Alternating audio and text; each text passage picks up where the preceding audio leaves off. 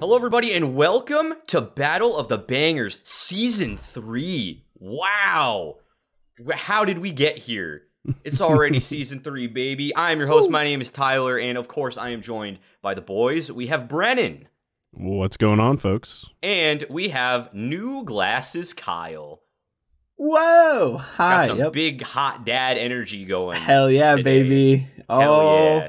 Got the dad body and the dad glasses. I'm just assembling all the pieces of the dad gauntlet. And it's just, I'm going to become the ultimate dad. Hell Except for yeah. I'm not going to attain the child piece. That one's not, that's not the part of the gauntlet. I'm good. I'll bail on that. We'll get everything else. We'll wait later. We'll get that piece. But yeah. And speaking of dad energy, today we're talking about Dance Gavin Dance, who Daddy Dola is officially a member of now. That was the only segue I could think of. But yes, Season 3, we are back to talking about Dance Gavin Dance singles because we had a suggestion in the comments to do the least streamed Dance Gavin Dance song since we did the most streamed songs last time. However, there are some caveats with this because we realized very quickly that if we were to do just the 8 least streamed DGD singles of all time, or DGD songs of all time, sorry, it would just be Everything I Say Is Royal Ocean, the album. And that didn't give us a lot of variety. So instead, what we did was we took the least streamed song from each album, not counting Everything I Say Is Royal Ocean, because there's just no reason to ever talk about that. So, of the 9 albums that are not that, we pulled the least streamed song from each one, and then we pulled Petting Zoo Justice out because we can only have 8 songs. And that had the highest number of streams of the ones that we had. So we are left with the 8 least streamed songs per album. That was very complicated. I hope this makes sense. We're looking at the bracket right now, and this is what we've got. As you can see, a lot of songs that just, a lot of which none of us really care about. And it just makes a lot of sense why these are the least streamed songs. With a few questionable ones on here. Honestly, I was kind of surprised that some of these were the least streamed on the album. But we're starting things off.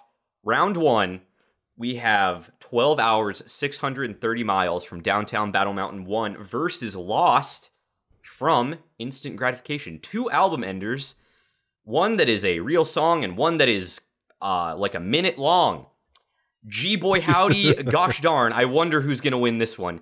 Man, what a way to start things off. The first episodes of these are never interesting. All right, we're going to jump into it. Which one of these songs do we think wins in a battle to the death? Brennan, starting with you, lay it on us. Why is Lost the better track? Why is Lost the better track? So, 12 hours and 630 miles. I mean, it's like this acoustic, like nice album ender for DBM1. I really like DBM1, but Instant Gratification's my favorite album that they've ever come out with. Probably my favorite album of all time. Not saying it's the best, it's just my personal favorite. I mean, Lost doesn't get the credit that it deserves because this album has just titans. Like throughout its entire lineup, you know, from start to finish. Some people argue that it ends kind of weak compared to how it begins. But, I mean, Tillian's vocal performance throughout this track is just off the charts. And, like, you get kind of, I mean, not Mothership-esque, but you get, like, really crazy instrumentals, like, kind of behind him, like, the entire track. And how the track has, like, ebbs and flows, like, while Tillian's, like, kind of just taking over the floor. So, I mean, that compared to, you know, kind of just an acoustic piece, like a little bit of Johnny Craig, like not really a whole lot of substance. Just kind of like ending the album in a similar fashion that it began with Untitled, but like just a little bit more. I mean, this is a no-brainer. I think Lost gets my vote hands down. Kyle, why don't you weigh in here? Yeah, I mean, speaking of songs that I'm kind of confused are the bottom of their albums, Lost, I definitely really dig on that album. It's probably like in my personal listens to that album, I listen to it definitely more than some others on that album. I just think the song's a fucking bop. And never would I have thought that would be the one to show up from that album. But here we are. Same. So, I feel like we can talk about that more later on, because we're going to talk about it again. You break it down a little bit more when it's got a stiffer competition. But as far as 12 Hours, 630 Miles goes, I think the song is fine. I think it's a really nice ending to that album. It works for them in the context of DBM1.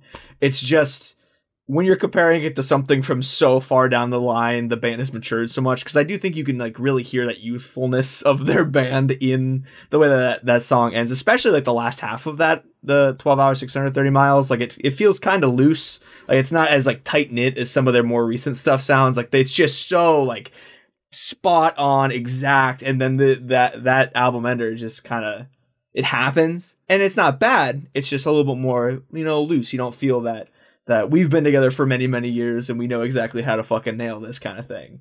That's fine, but it's just not as good as Lost. I mean, at the end of the day, that's just how it is. I'm gonna listen to one way more every other time almost than the other, and it's gonna be Lost.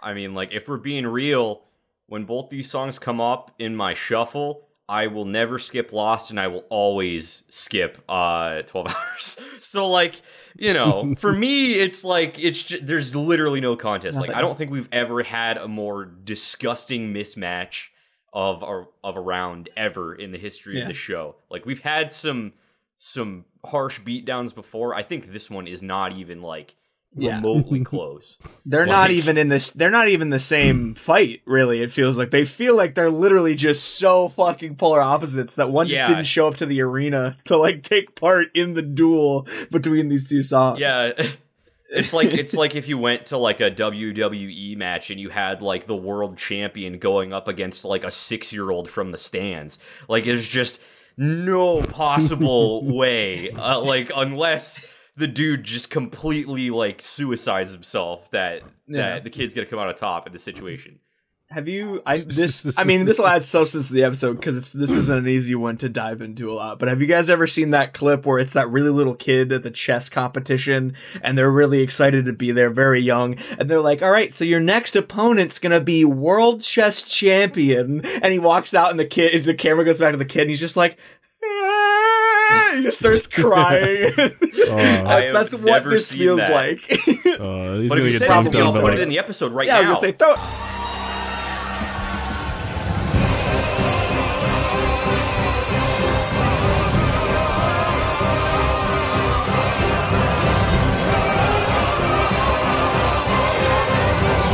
you threw it up there. Yeah. It's probably there in post. I wonder if it's Magnus Carlsen, some dude that's just a chess absolute prodigy. Legend. The child just starts crying, and it's it's pretty much this exact duel. And speaking of chess, checkmate! Lost has won the first match. Holy shit! I feel bad. The shortest episode of all time, and it's done. I feel like we took more time explaining why these songs are in the bracket than we did explaining why Lost beats 12 Hours. Oh, man. Yikes. That's rough. That's right. Maybe season 4 will have a first match that isn't just a complete fucking bloodbath. Maybe that'll happen. We can only hope. But for now, yet another first episode that is boring as shit. Join us next time when we go over the slightly more interesting, for different reasons, Self-Trepanation versus Demo Team. Gross. Icky, gross. Gross. Oh, shit. Woo! Yeah, let's see, it's folks. gonna be a time. Oh, man. What even? Well, any final thoughts, gentlemen? I feel bad. I just feel bad, because this, it really just doesn't feel like there was a comparison to be made here, at all. The only similarity these two songs has is they're both album enders. That's the only thing. Yeah, that you can honestly. be well, and then one's just better than the other. So it's just yeah, this is Alabama versus some middle school football team. This is not competition whatsoever. That was pretty rough. But the only thing that would be more rough than this beatdown would be you not subscribing to the Talks a Lot Boys. That would be even more offensive and terrible. So if you have not subscribed and you actually watch this video, please go ahead and subscribe and ringle-dingle the bell so that you get notified when the next episode of this season of Battle of the Bangers comes out, because it will be more interesting than this episode, because it is impossible to not be more interesting than this episode. This was not interesting. Like the video anyway, though, because that really does help out a lot. It's not our fault that this ended up being the matchup. That's just how it happened. You asked for this, actually. So, like... Yeah, actually. It gets more interesting as we go, for sure. It's your fault. This is probably... If anything, the blood's on your hands. Yeah, so honestly. It's not on my hands. But no, I think this is the lowest point. I think it's all uphill from here for the most part. I think every other matchup will be more interesting. So, from now on. So stick around, please. With the possible exception being the next time Lost is in a match. Possibly. Yeah. But until then, we've been the Talk Slot Boys, and we'll talk a whole lot more next time. Peace out.